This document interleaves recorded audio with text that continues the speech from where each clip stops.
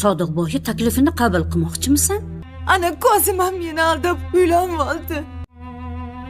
Men nima deyapman, siz nima deyapsiz? Oyi, nima deyapsiz? Ha, Shuni turqini ko'rgim ham kelyapti. 3 kunda basharasi ochildi. uni ko'kragidan itarmoqchimisan? Arzimagan narsani deb Ko'rdingizmi? Advokati bo'lib, ana sobiq sevgilisi kirib keldi. Keyin ikkalasi kelishib olganda, ha oyi, javob bering. Nimaga o'zi kelmadi? Aybi borki, shuning uchun o'zi kelmadi. Borib boshqasiga aytsin cho'pchagini. Yolg'onchi. U ayolning gapirgan gapini birontasiga ham ishon. Hech qanaqa vijdon yo'q. endi vijdoni qiynalgandir. Men hozir Yo'q, to'xtang. Oyi, qaramang. Kozim keldimi? Yolg'onni aybi shu. Tursa tursin. Kimdir umidvor bo'lib turibdi. Eshikni ochsangiz sizdan xafa bo'laman. Iltimos eshikni ochmang. Oyi, Topshirmayman. Uyni topshirmasmish. Shoshmay tur. Berib qo'ysa nima bo'ladi? Shoshmay tur sen hali. Gapni qarang. Ha, ahmoq xotin. Qaytarib ber deb bekor aytdim-da, bekor aytdim. Voy, hayır. Voy, ko'chada qo'yamiz-ku. Uyga bermasligimiz kerak. Topishim kerak. Endi bir yo'lini topishim kerak. Oyi. Manzura, yur birga ovqatlanamiz. Men sizlar bilan ovqatlanmayman. Ertalabdan bir ish narsa yeganing yo'q-ku, qizim. Oyi, meni qornim to'q. Ona bora gaplashib, ovqatlanamiz. Bunaqa qilma, qizim. Nega meni o'ylab qoldingiz? Tinchlikmi? To'qmi? Qiziqmagan bu. Meni qornim ochmi? Shu paytgacha hech kim Ha, tinchlik. meni avaramoqchimisiz? Devor olaman deganimga maqsadga o'ting, oyi. Yo'q, bolam, nimalar deyapsan? Shunga nima deysan? Ukang senga alohida uy olib bersa, haligi ku odamni isnodga qoldirma, bolam.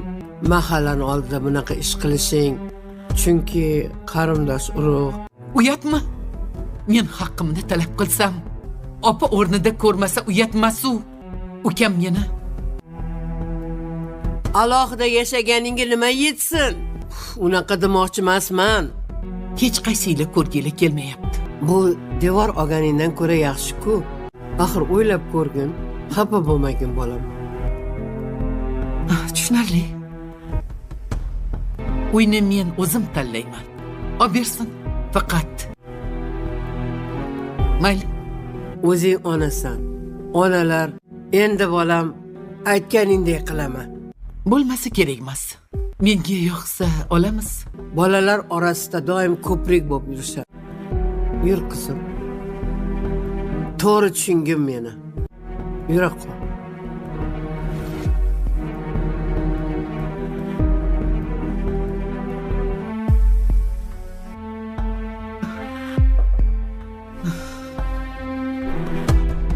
लोग कह रहे थे कि मफ्तूना की वापसी सबसे बड़ा धमाका होगी, लेकिन सच्ची बात तो ये है कि इस एपिसोड ने हमें दिखा दिया कि असली विलन तो घर के अंदर ही बैठा सांप बनकर फुंकार रहा है।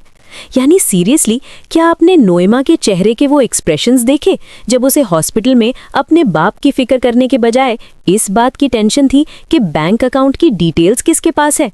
ये लड़की तो ड्रामा की हिस्ट्री की सबसे ज्यादा संगदिल बेटी का अवार्ड जीतने की पूरी कोशिश कर रही है। एक तरफ बाप जिंदगी और मौत की जंग लड़ रहा है और दूसरी तरफ ये मोहतरमा ऐसे घूम रही है जैसे किसी शॉपिंग मॉल में सेल लगी हो। क्या उसे वाकई लगता है कि उसकी ये चालाकियां किसी की नज़र में नहीं आ रही, या फिर उसे ये गलतफहमी हो गई है कि हर कोई उसकी तरह अंधा हो चुका है? सबसे ज्यादा हैरत तो इस बात पर होती है कि उसे जरा भी शर्म महसूस नहीं होती जब वो दूसरों पर उंगलियां उठाती है, जबकि उसका अपना दामन दागों से भरा पड़ा है। हमने बहुत से ड्रामाज में लालची किरदार देखे हैं, लेकिन नोएमा ने तो लालच की एक नई डेफिनेशन लिख दी है। वो जिस तरह से डॉक्टर से बात कर रही थी और जिस तरह से वो अपने बहन भाइयों को नीचा दिखाने की कोशिश कर रही है, उससे तो यही लगता है कि उसका मकसद सिर्फ और सिर्फ दौलत समेटना है। लेकिन ठहरिए, क्या नोएमा इतनी ही होशियार है जितनी वो खुद को समझती है? क्योंकि हम सब जानते हैं कि जब इंसान गुरूर में अंधा हो जाता है तो वो वहीं गलती करता है जहां उसे सबसे ज्यादा यकीन होता है।